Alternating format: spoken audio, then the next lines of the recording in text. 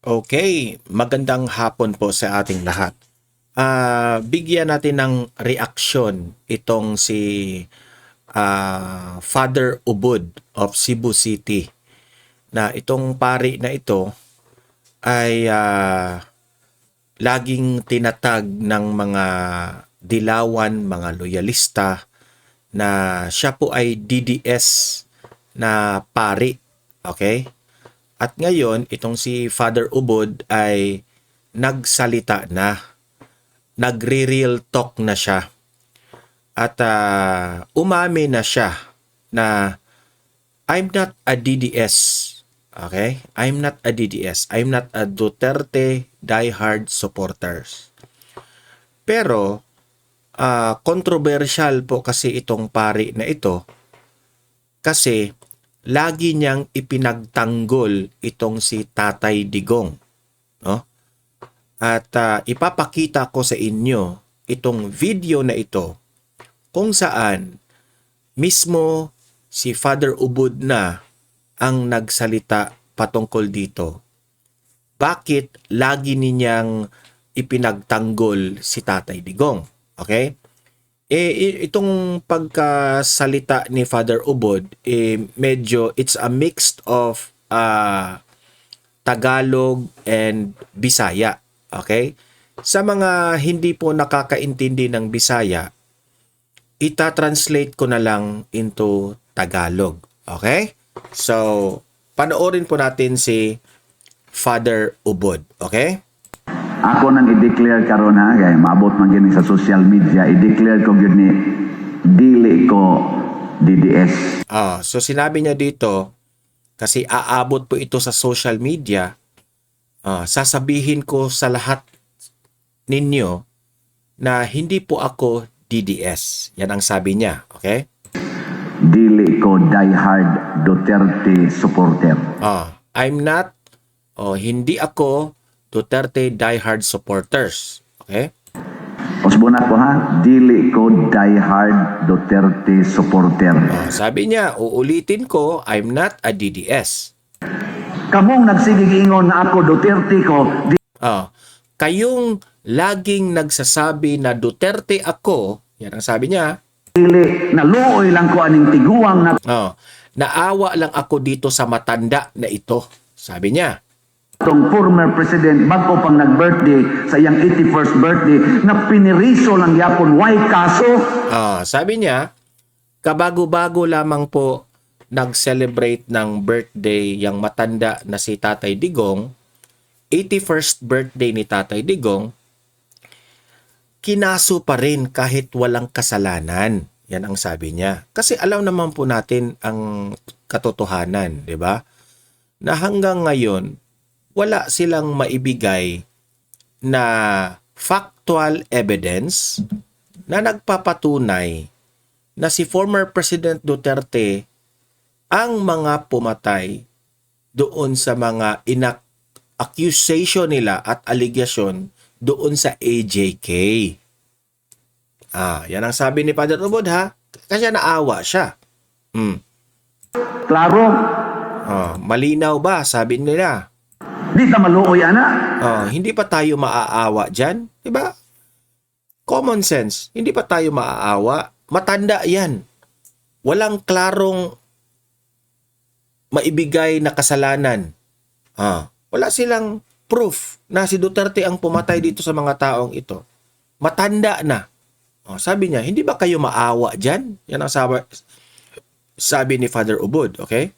Kusog kita may unaha ang senior citizen, unaha ang senior citizen, unahag linya ang senior citizen. Kayong mga dilawan at loyalista, sabi ni Father Ubod, malakas tayong magsasabi na unahin natin yung mga senior citizen. Unahin natin yung mga matatanda. Lagi nating sinasabi yan. Yan ang sabi niya ha. Ayaw lisod-lisura ang senior citizen. No, wag niyong papahirapan ang senior citizen. Yang laging mga sinasabi ng mga taong bayan, di ba? Mulabang sa kalsada. Kahit nga dumadaan sa karsada, ayan, pauunahin natin yung mga senior citizen, di ba? Kasi matanda. Lagi nating sinasabi niyan. Yung chance ang senior citizen. Ito ay senior citizen ay. Oh. Layo kay sa pamilya, deprived of family, deprived of property, deprived of liberty. Ayan sabi niya na. Example, si Tatay Digong. Matanda na itong si Tatay Digong. Malayo sa kanyang pamilya. Anong ginawa ninyo? Di ba? Yan ang point ni Father Ubod. Matanda na si Duterte. Sabi ninyo, unahin natin yung mga senior citizen, unahin natin yung matatanda. Bigyan natin ng chance ang mga matatanda. Pero anong ginagawa ninyo kay Tatay Digong? Nandun, pinakulong ninyo ang matanda na walang klarong kasalanan. Malayo sa kanyang pamilya. Patanda na yan, ha? Oh. At heto pa ang matindi. May kaso, former president nato din, di tamaluoy ana, Filipino. Mao pa na nagpalubong niya. Filipino, ha? Pilipino pa yan, ha? Pero mismo ang presidente na Pilipino pa ang nagpadala niyan doon sa anong tawag diyan? ICC. Matanda yan, wala na tayong respeto sa mga matatanda ngayon. Kahit paano na lang tayo mga ordinaryong tao. 'Di ba? Kahit nga dating presidente natin. Okay? Yan ang point ni Father Ubod, ha? Dating presidente natin, maraming nagawa sa bayan na ito. Ginaganyan ninyo. Diba? Tapos, malakas kayong magsabing, protektahan natin ang mga senior citizen. Maawa tayo sa mga matatanda, pero hindi naman ninyo ginagawa. Diba? Ito pa. Itong ato sang Filipino nga dugay kay wa malubong, former president Marcos Sr. maunay nagpa-increase sa sweldo sa mga government employees nga hapit na times 2, times 3 ang inyong mga sweldo. Maunay nagpa-increase sa number.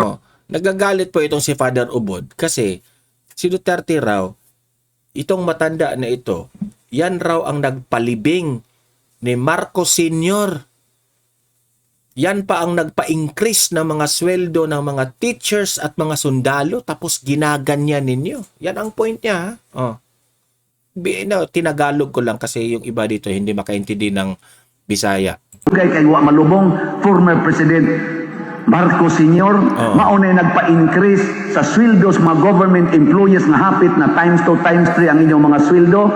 Maunay nagpa-increase sa number of years sa lisensya. Maunay si Tatay Digong ang nagpa-increase sa number of years ng mga driver's license natin. Hindi ba natin maaalala yan? Dati, ang driver's license, 3 years lang. Ngayon, as far as I know, 10 years na. Si Duterte lang ang nakagawa niyan, ha? I'm not so sure, ha? 5 years o 10 years. Sa tingin ko, 10 years na. So, nakakatipid po tayo. Dati, grabe ang corruption dyan sa LTO, ha? Pero pagdating ni Duterte, tumaas ang number of years sa driver's license. build, maunay ni sagang na sweldo, maunay nagpa-increase sa number of years sa lisensya, maunay nag-build. Siya ang nagpagawa ng build. Maunay ni sagang nato niya tong COVID-19. Siya ang, sabi pa niya, siya ang hero natin. Hindi naman ganun ang sinabi niya, pero parang ganun na rin ang point niya na siya ang nagsalba sa atin nung panahon ng COVID. 19, maunay ni buntog sa mga NPA. Yan ang tumindig sa mga NPA, sabi ni Father. Huwag kayo mag-alala, ha, kasi i-play ko ito mamaya ng buong buo na hindi ko puputulin. Maunay nagpa-lower sa atong mga drugas. Sabi niya, yan po ang nagpa-lower sa usaping droga. Okay? Yan po ang malaki ang epekto, di ba? Sa droga na binababa talaga yung krimen. Nagpa-lower sa atong mga insurgency. Bahala nagsadaan siya. O sige, puta na to, sadaan siya. Let us say na may kasalanan talaga siya. Yan ang sabi niya. Pabuli ka diri, i-convict na to. Pabalikin natin dito si Duterte at dito natin i-convict, dito natin parusahan sa ating batas. Yan ang sabi niya. Kung may kasalanan si Duterte. Suho na to. kung sadaan siya. Pero Oh, din ikulong natin kung may kasalanan siya. ato kay pro-Filipino man ta. Okay, kasi pro-Filipino tayong lahat.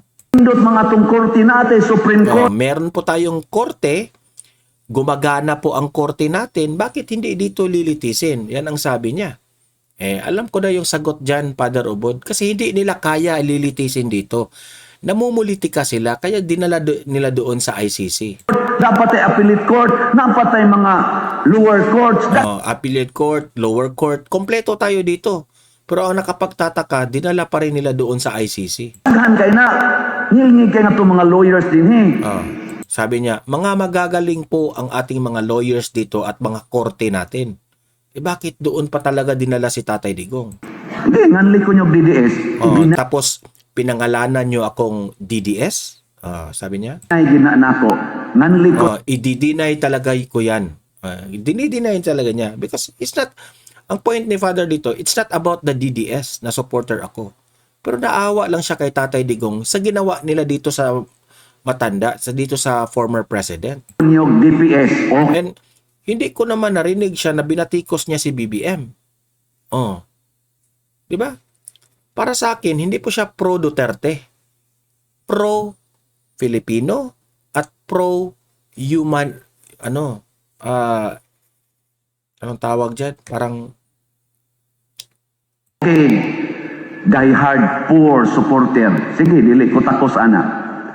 Nganli ko DFS, diehard Filipino supporter. Okay ko ana. Die-hard Filipino supporter. Yan ang ipangalan nyo sa akin. Nganli ko og DJS. Pangalanan nyo ako ng DGS. Ako nang i-declare. Sabi niya, ito panoorin natin ng one last time na buong buo na hindi ko puputulin. Ako nang i-declare karon ha, kay maabot man gini sa social media, i-declare ko gyud ni dili ko DDS. Dili ko diehard Duterte supporter. Usbon ako ha, dili ko diehard Duterte supporter. Kamong nagsigig ingon na ako Duterte ko, dili naluoy lang ko aning tiguang natong former president bago pang nag-birthday sa iyang 81st birthday na piniriso lang yapon why kaso. Klaro, di ta maluoy ana. Kusog kita mingon unaha ang senior citizen, unaha ang senior citizen. Unahag linya ang senior citizen. Ayaw lisod-lisura ang senior citizen. Mulabang sa kalsada, tagaig yung chance ang senior citizen. Tuoy senior citizen ay layo kay sa pamilya, deprived of family, deprived of property, deprived of liberty. Why kaso former president nato dinhi di ta maluoy ana, Filipino. Mao pa na nagpalubong ni atong ato sang Filipino nga dugay kay wa malubong former president Marcos Sr. maunay nagpa-increase sa sweldos mga government employees nga hapit na times 2 times 3 ang inyong mga sweldo. Maunay nagpa-increase sa number of years sa lisensya. Maunay nag-build. Maunay ni sagang nato niya itong COVID-19. Maunay ni buntog sa mga NPA. Maunay nagpa-lower sa atong mga drugas. Nagpa-drawer sa atong mga insurgency. Bahala nagsadaan siya. O sige, buta na to, sadaan siya.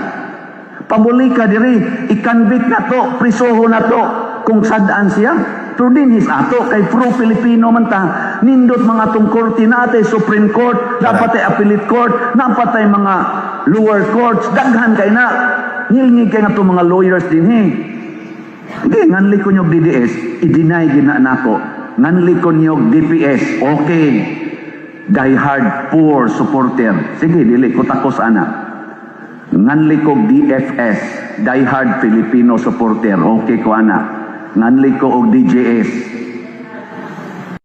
Ako nang i-declare karon na yan gay. po ang buong video So, kayo mga audience dito comment kayo anong masasabi nyo dito sa sinabi ni Father Ubod. Okay? Like, share, and subscribe, follow Don Mar TV para updated kayo lagi. Okay? See you in my next video. Have a great day. Have a great night. God bless po sa ating lahat. Mabuhay ang Pilipinas and God save the Philippines.